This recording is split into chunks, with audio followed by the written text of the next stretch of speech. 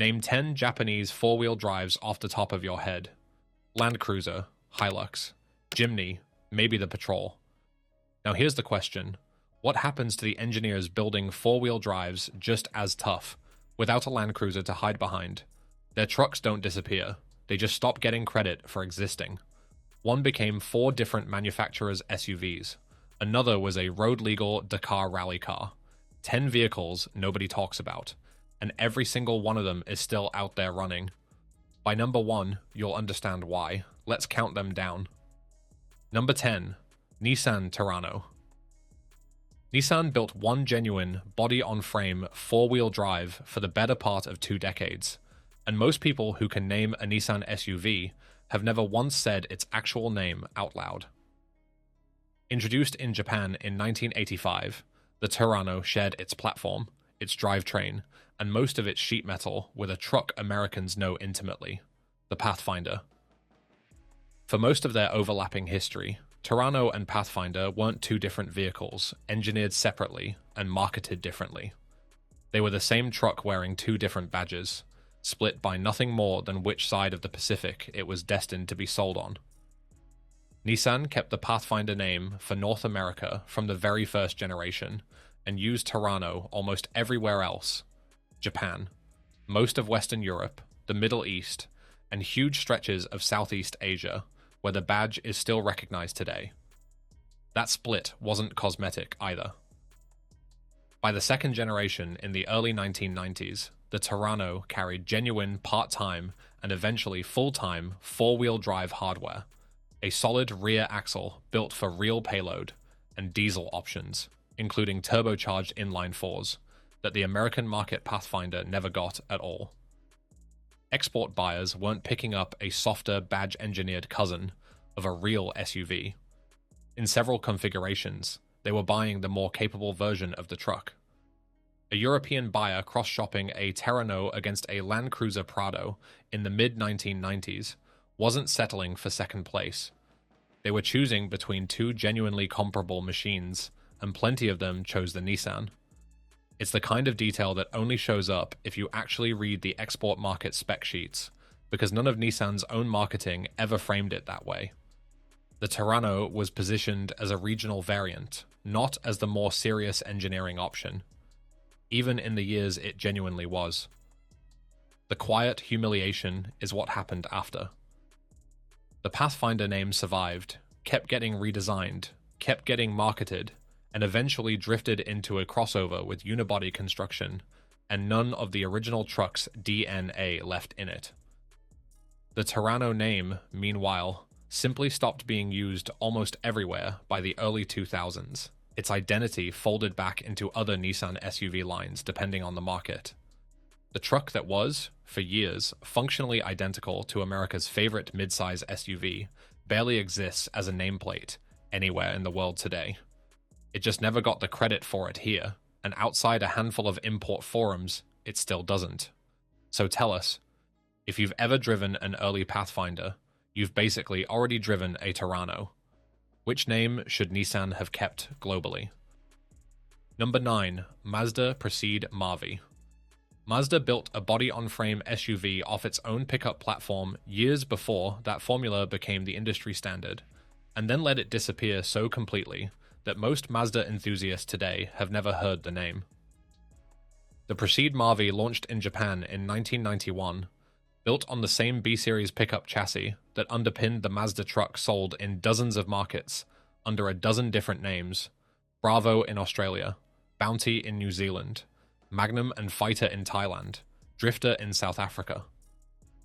The Marvie took that proven light truck foundation and turned it into a 7-seat body-on-frame wagon with real part-time four-wheel drive, years before Toyota, Nissan, or Mitsubishi's equivalent truck-based SUVs became household names outside Japan.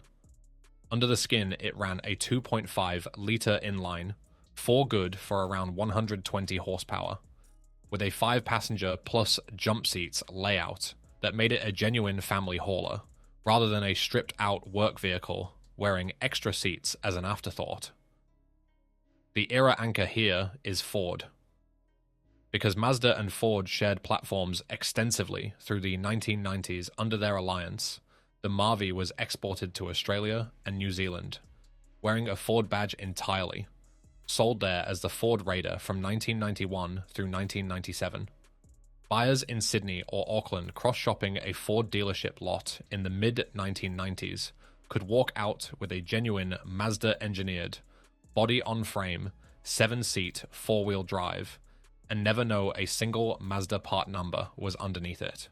It's the same arrangement that would later produce the Ford Ranger and Mazda B-Series as near-identical twins, except this version of the partnership almost nobody remembers happening at all.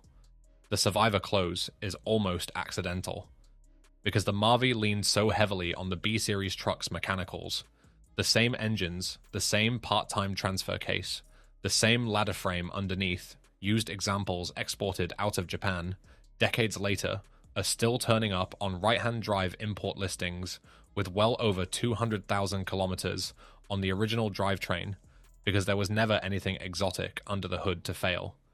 It's a 7-seat truck-based SUV that predates the format's popularity by nearly a decade, sold under 2 brand names on 2 continents, and today gets remembered by neither.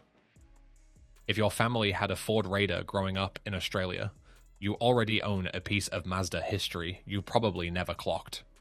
Tell us in the comments if you knew, and check the badge on the tailgate next time.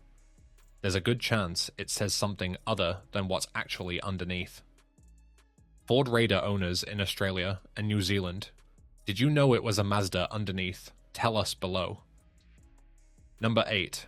Daihatsu Rocky/Feroza. Daihatsu built a genuinely capable mini off-roader that outlasted most of its full-size competition in terms of raw production span, and it spent that entire run standing in the shadow of a Suzuki that looks almost identical from 30 feet away. The Rocky launched in Japan in 1989 as Daihatsu's answer to the compact 4x4 boom the original Suzuki Samurai had helped kick off, built on a proper separate ladder frame chassis with a genuine low-range transfer case, rather than a lifted hatchback platform. It wasn't a cosmetic competitor. Every version ran a 1.6-litre 4-cylinder, offered in both carbureted and fuel-injected form, with export models typically detuned to around 95 horsepower, mated to a genuine part-time 4-wheel drive system with a real low-range gear. The point was never straight-line speed.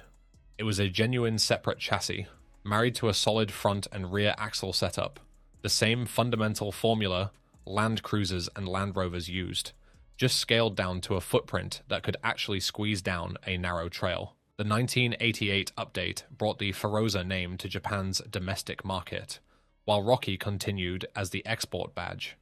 The same underlying vehicle, sold under 2 names depending on which side of a border it landed on, which is a pattern that shows up again and again on this list once you start looking.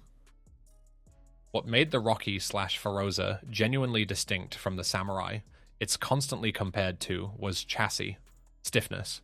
The boxed ladder frame gave it noticeably better durability under sustained off-road abuse, and multiple export market reviews from the era specifically called out its willingness to handle rough terrain that left contemporary Samurais feeling flexed and fatigued, even with less outright engine displacement to work with.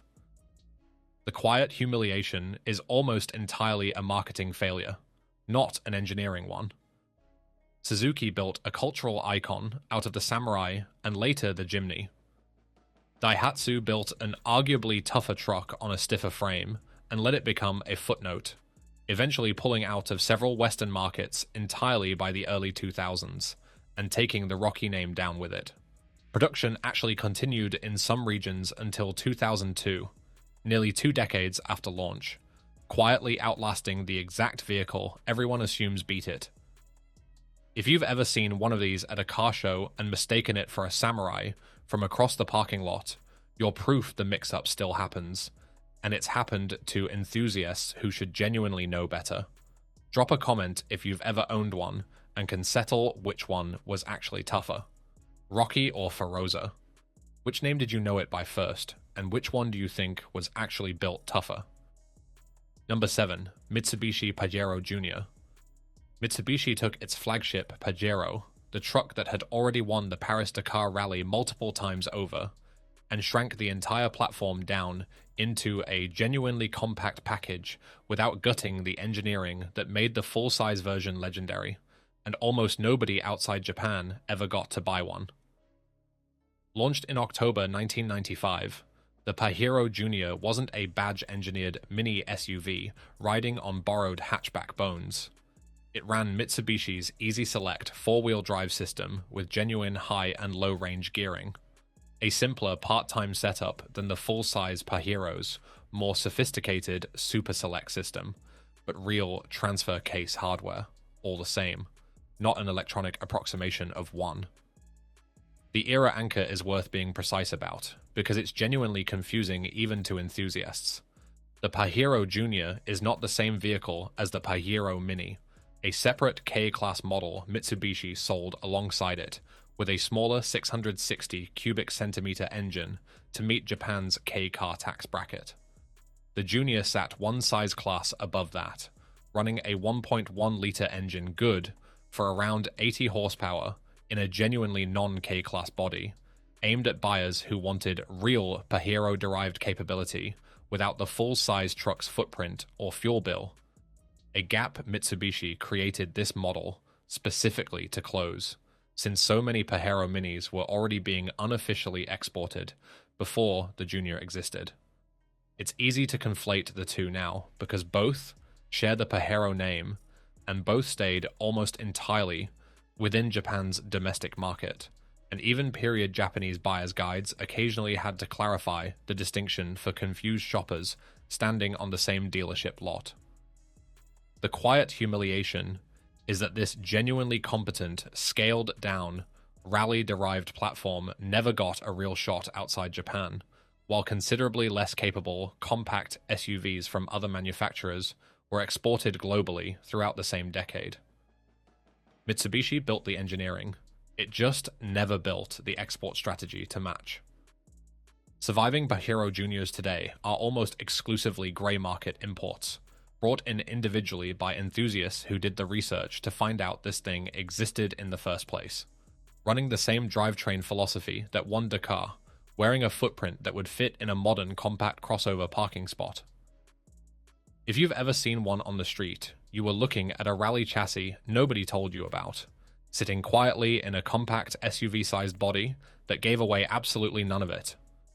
Pajero Jr. versus Pajero Mini. Comment below if you knew these were two completely different vehicles before this video.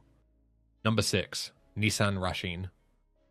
Nissan quietly built one of the first true compact crossovers in automotive history, years before that entire vehicle category had a name, and sold it exclusively in Japan, under a name most of the rest of the world still can't pronounce. Debuting as a concept at the 1993 Tokyo Motor Show, and reaching production in November 1994, the Rasheen took Nissan's ordinary Sunny sedan platform, borrowed drivetrain components from the sportier Pulsar line, and wrapped the whole thing in a boxy upright body that looked less like a sedan-based crossover and more like an East German Wartburg. A comparison that followed the design for its entire production run. Beyond the styling, Nissan gave it a genuinely wide engine range across its production run, starting with a 1.5-liter GA 15DE good for about 125 horsepower, later adding an 1.8-liter and eventually a 2.0-liter SR20DE borrowed straight from the Sentra, SER for the sportier Forza trim introduced in 1998. The genuinely underrated part isn't the styling, it's what Nissan put underneath it. Every Rasheen came standard with full-time four-wheel drive using Nissan's Atessa system, the same torque-distributing, viscous coupling technology Nissan had introduced on the Bluebird years earlier. At a time when most of the off-road styled cars entering the market from other manufacturers were front-wheel drive with cosmetic body cladding, plastic wheel arch trim, standing in for an actual transfer case. The Rasheen wasn't performing ruggedness. It was a genuine all-wheel drive vehicle built years before the Subaru Forester, Honda CR-V or Toyota RAV4 reached the Japanese market and defined what a crossover was supposed to be. The quiet humiliation is timing. Nissan built the format first and still lost the category entirely.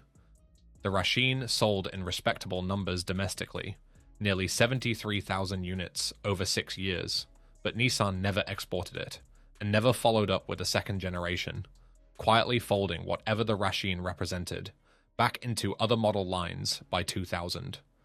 Just as the crossover boom it had unknowingly pioneered was about to explode worldwide.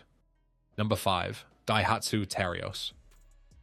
Daihatsu built one of the smallest genuine all-wheel drive vehicles of its era, exported it to over 100 countries under one consistent name, and still somehow never became a household reference point the way its larger competitors did. Launched in 1997, the Terios was aimed at a market gap almost nobody else was filling. A compact SUV small enough to genuinely qualify as a city car, but engineered with a real full-time four-wheel drive system on equipped variants, rather than the front-wheel drive with a lifted suspension formula most compact SUVs of the era actually used. It wasn't marketed as a Samurai or Jimny rival. It skipped a low-range transfer case entirely. But it was genuine all-wheel drive at a time when plenty of its soft-roader competitors offered nothing but a raised ride height and roof rails. The era anchor lands right at the start of the SUV boom. The first-generation Terios arrived a full 2 years before the Honda CR-V's second-generation redesign and roughly overlapped with the launch window of the original Toyota RAV4, putting Daihatsu directly in the conversation for who actually built the modern compact SUV format first, years before either nameplate became the household name it is today. Weighing in at well under 2,400 pounds in base export trim with a genuinely small 1.3-litre engine that had to be worked hard to keep the little SUV moving. It wasn't trying to out-off-road the Samurai or Jimny. It was trying to define a category those trucks never competed in, and it largely succeeded. The modern subcompact crossover segment is, functionally, the format the Terios helped popularize a full 2 decades early. The quiet humiliation is scale, not engineering. Daihatsu sold the Terios across more than 100 markets worldwide.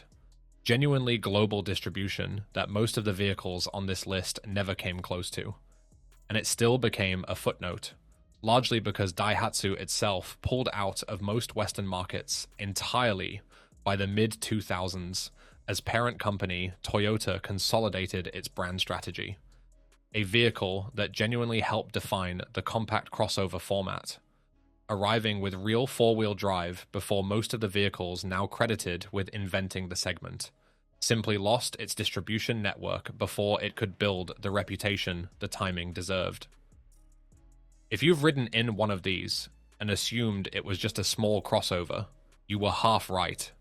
It basically invented the modern definition of one, sold in more countries than you would guess, and remembered in fewer than it should be. Over 100 countries got the Terios. Did yours? Let us know where you saw one. Number 4. Mitsubishi Chariot, 4-wheel drive. Mitsubishi built a genuinely all-wheel drive minivan years before the segment took all-wheel drive seriously, and buried the achievement inside a badge engineering arrangement so tangled that most people who owned one never realized what platform it actually shared. The Chariot launched in Japan in 1991 as a compact minivan with an optional full-time 4-wheel drive system. Not a token all-weather package, but genuine torque distribution to all 4 wheels, aimed at buyers who needed minivan practicality without giving up capability in snow or rough terrain.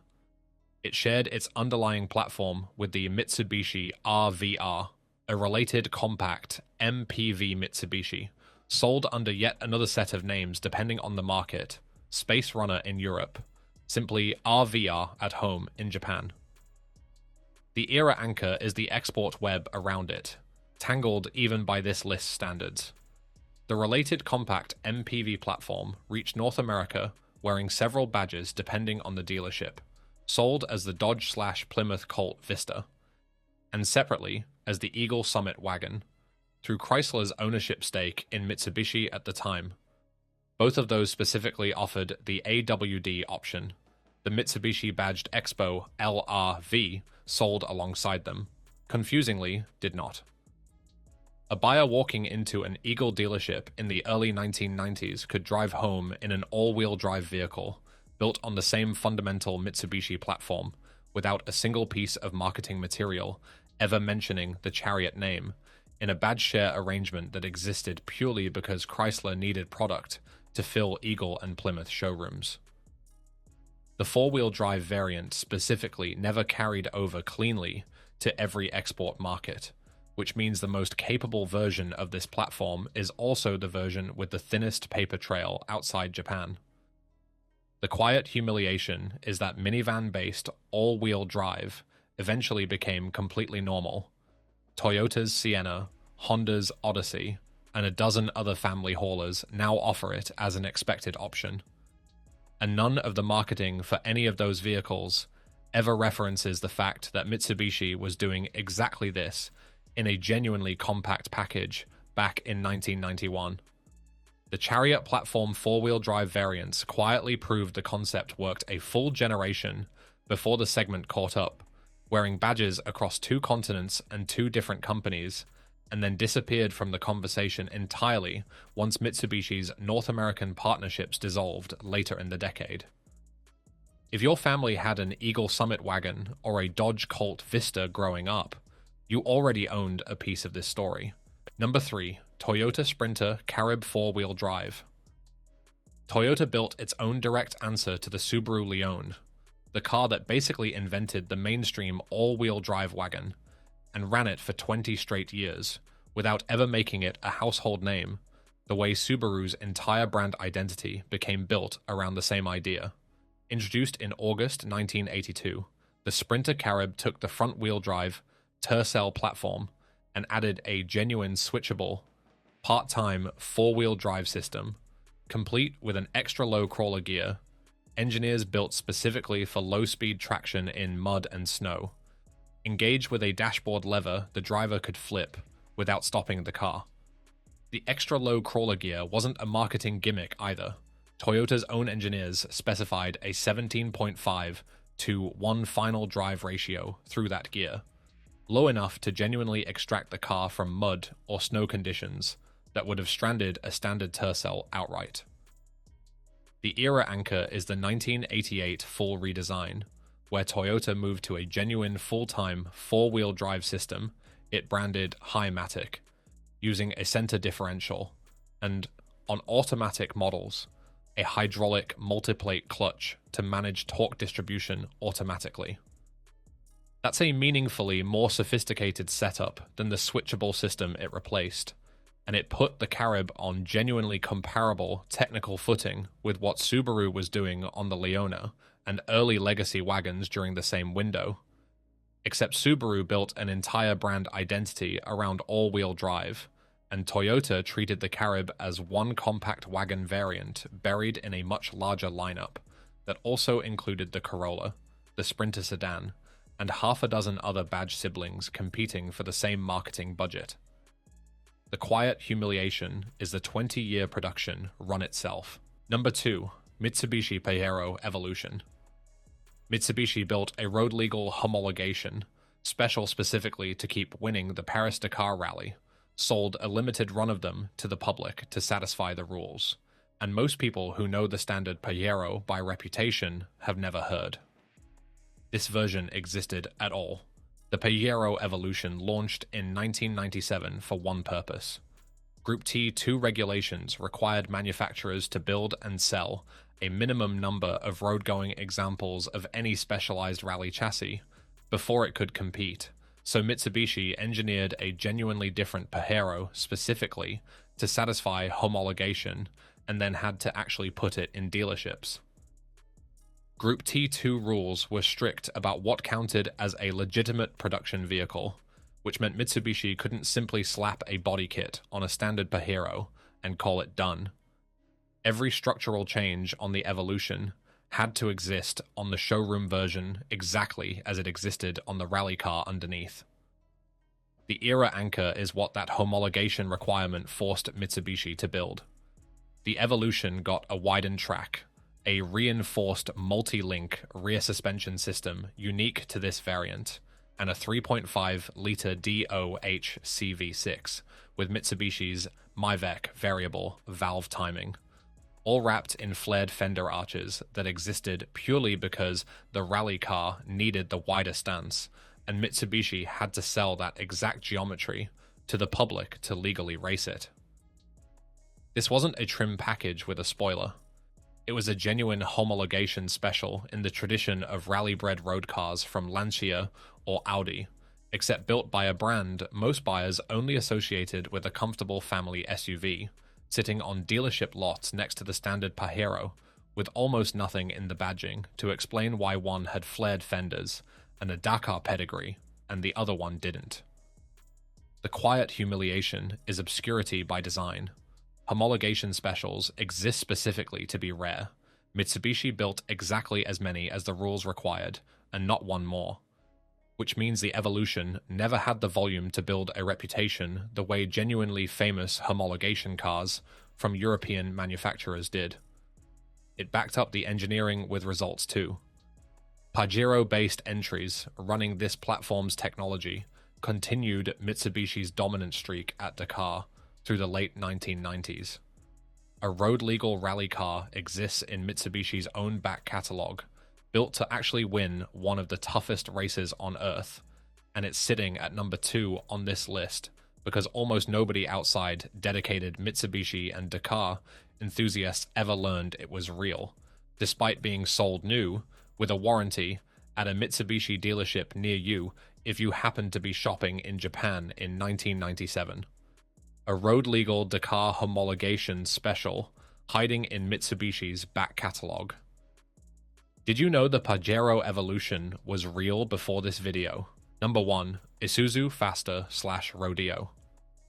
Isuzu built a four-wheel drive pickup and SUV platform so genuinely good that half the automotive industry quietly built their own SUV lineups around it, and Isuzu itself barely gets remembered as the company that actually engineered any of it. The Faster launched in 1972 as a compact pickup, and by 1980 had spawned a proper four-wheel drive SUV lineup that would go on to wear more badges from more manufacturers than almost any vehicle in automotive history. In the United States, General Motors sold it as the Chevrolet LRV. In Australia, it became the Holden Rodeo. Honda, needing a fast, low-cost way into the booming American SUV market in the 1990s, simply rebadged the Isuzu Rodeo wholesale and sold it as the Honda Passport, with buyers walking into Honda dealerships completely unaware they were driving an Isuzu underneath. Add up Chevrolet's LUV-era sales, Holden's multi-decade Rodeo run, and Honda's Passport years, and one underlying Isuzu platform was quietly responsible for a genuinely large share of vehicle sales, credited to 3 other corporate badges entirely. The era anchor is just how deep that badge sharing went. This is a genuinely different Isuzu family than the Amigo/MU, the compact convertible SUV, built on a related but distinct chassis, even though both nameplates trace back to Isuzu's same underlying pickup engineering. The Faster/Rodeo lineage, specifically, is the one that became the industry's quiet backbone. Reliable four-wheel drive hardware, straightforward part-time transfer cases, and diesel options in markets that wanted them, all wrapped in whatever badge the local distribution partner needed that decade. By the 1990s, a buyer could walk onto 4 completely different manufacturer lots, 10 four-wheel drives, engineered properly, sold worldwide, and functionally forgotten. That's the theme running through every entry on this list. Not that these trucks failed, but that they succeeded quietly enough that nobody bothered writing the history down. If one of these was sitting in your driveway growing up, or your neighbor's, tell us which one in the comments. And if this list proved there's a lot more underrated Japanese engineering out there, let us know. There's easily a part 2 in the reject pile from this research alone.